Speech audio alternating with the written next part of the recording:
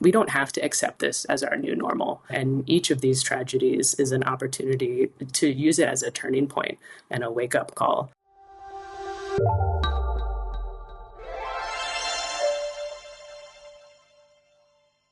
Welcome to The Stakes. I'm Brad Rourke with the Charles F. Kettering Foundation. We're a nonprofit, nonpartisan operating foundation that focuses on advancing and defending inclusive democracy.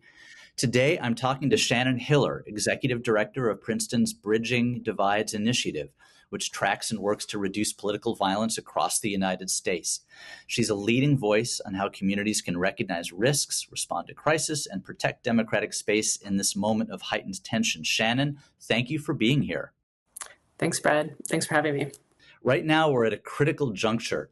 In the first half of 2025, political violence incidents in the U.S. are nearly double from those of last year.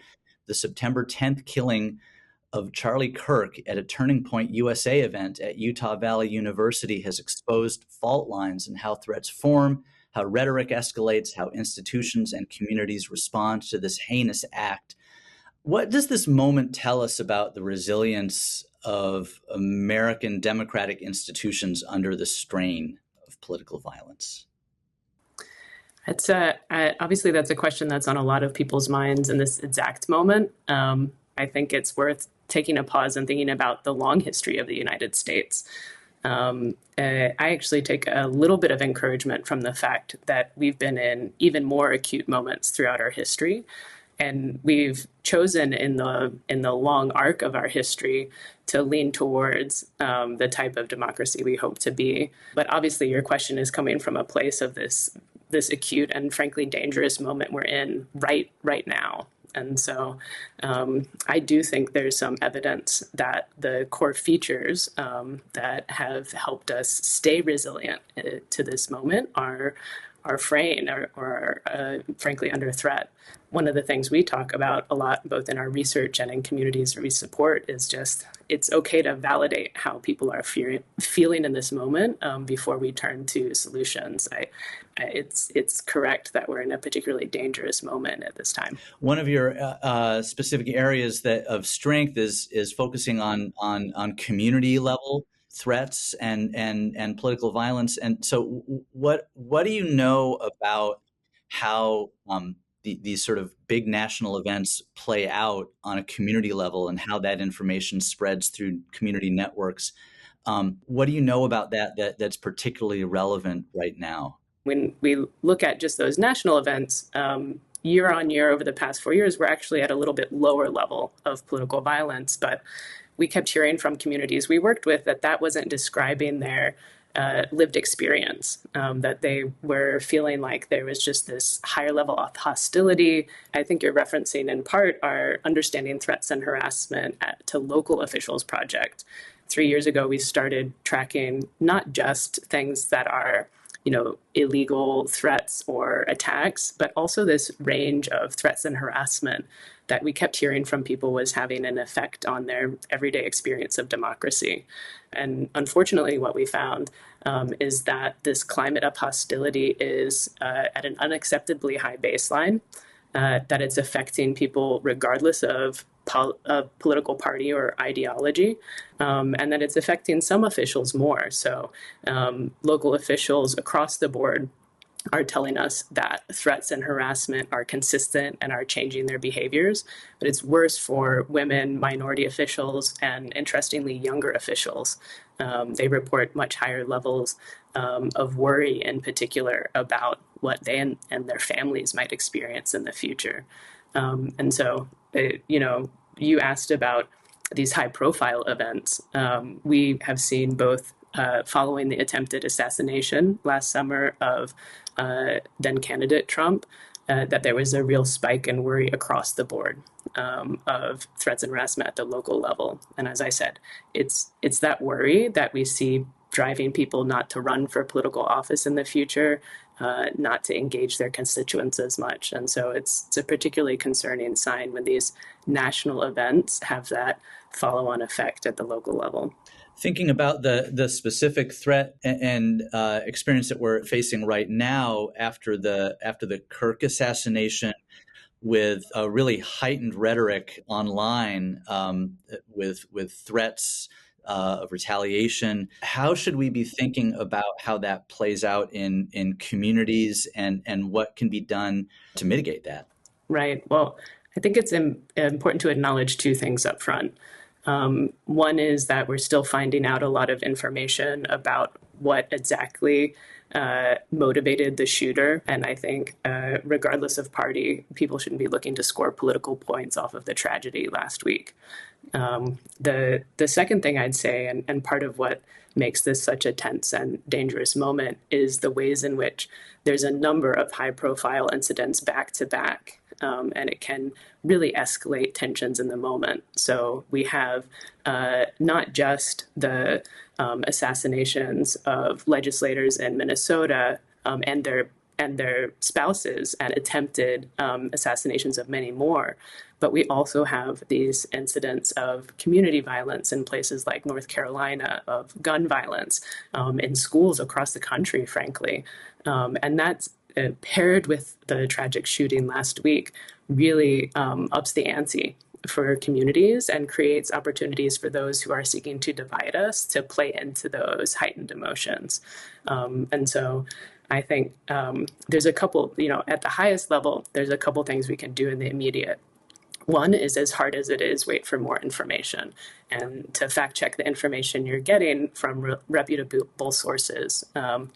Another is, I think, demonstrated admirably by Governor Cox, is to talk about the challenges we're facing in this moment clear-eyed, and to not try and scapegoat entire segments of our society and look to broader societal solutions. And I think, that's the third thing that we talk about in the context of even our really sobering data. We don't have to accept this as our new normal. And each of these tragedies is an opportunity to use it as a turning point and a wake-up call.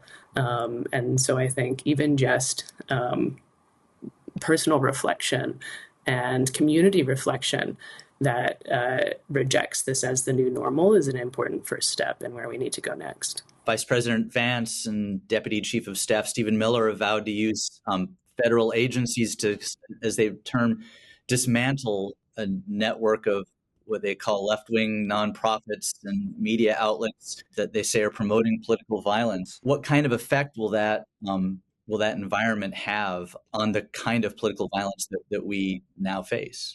Well, I think in the US, we have, more than many other countries, really valued our rights of free speech and freedom of expression. And I think what's important about those freedoms, what I always learned and have valued, and one reason why I do this work, is because it means freedom of expression, including for people you vehemently disagree with. And as I understand the broader parts of Charlie Kirk's own legacy, that was a big part of what he was fighting for in his work.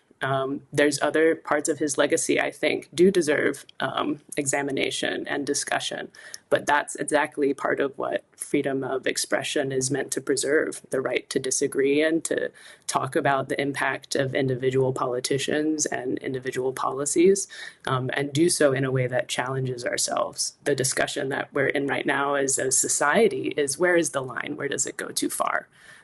In our research, we see that when it goes into direct threats or threats of violence and calling people less than human, that's when we risk undermining some of our other freedoms and what we value as a society. But we should talk about where that line is for the United States specifically, and we need to preserve the ability to talk about where that line is. How can we talk about that line then, and both on a national level or maybe on a community level? How can we come to any kind of agreement on what crosses the line? One is to get offline and find more diverse communities to engage with. And that doesn't actually have to be about politics. A lot of the broader research is that if you work with others towards a common goal that may not seem overtly political, but I think even just getting engaged in different community service activities gives you an opportunity to meet others and to learn about their own lives. And it's from that basis that we can begin to puncture some of the assumptions and incorrect assumptions about our fellow Americans. The second thing is hard, and I think particularly hard in this moment, but particularly important, and that's to examine the types of politicians we support for a variety of reasons, and hold them accountable if they're not living up to the standards of respecting others that we expect. You talk a little bit about the environment that local officials face. It feels like they're in a particularly vulnerable position. What should they be thinking? What should we be thinking? What is life like for a local elected official? So, as I said, we've been spending the last 3 years both tracking incidents of threats and harassment to local officials. Officials tell us a couple things. One is it feels worse than it's ever been. A number of folks have served for decades, and this feels substantively different. It really accelerated during the combination of the pandemic, protests, and false claims of a stolen election. And what we hear from officials is that elevated level has persisted. We hear at the local level, and we see in national politics and research that if senior officials are willing to speak up against their own party, it carries a lot of weight. We also hear from local officials that they are doing their best to navigate this climate, and they want to feel like people have their back. So when individuals are targeted at a local level, rather than using it as an opportunity to advance a particular political position, I think there's a real hunger for clear statements that threats and harassment have no place in our civic life across the board. And we're not hearing enough of those right now, especially when it comes to specific incidents. Where should people begin to try to get out of the space that we're in? That's such an important question, Brad. And I think it's a hard one in this moment too, because I think if we had easy ways out of this negative cycle we're in, most people would have taken them by now. And that's part of the challenge of this moment, as we're still really actively learning about what happened last week and what the follow-on will be, is to specifically in your own community, but also from our politicians, reject calls for broad retribution. Now is not the time to be trying to score political points off of the tragedy of last week.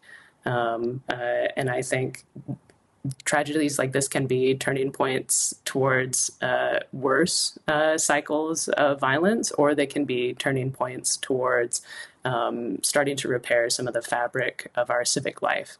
And I think that's where we need to focus our energies right now. And those steps can be what build more opportunities in the future. Shannon Hiller, thank you for being with us. Thanks, Brad. Glad to join you.